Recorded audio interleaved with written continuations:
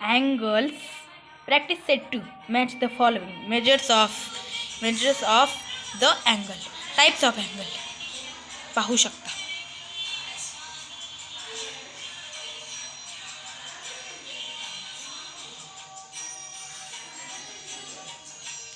Question इथे 3 आहे कारण की पुस्तकात 3 होते, 2 नाही.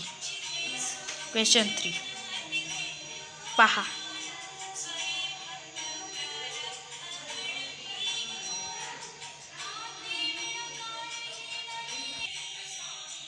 क्वेश्चन 3 मधलेच आहे हे पहा.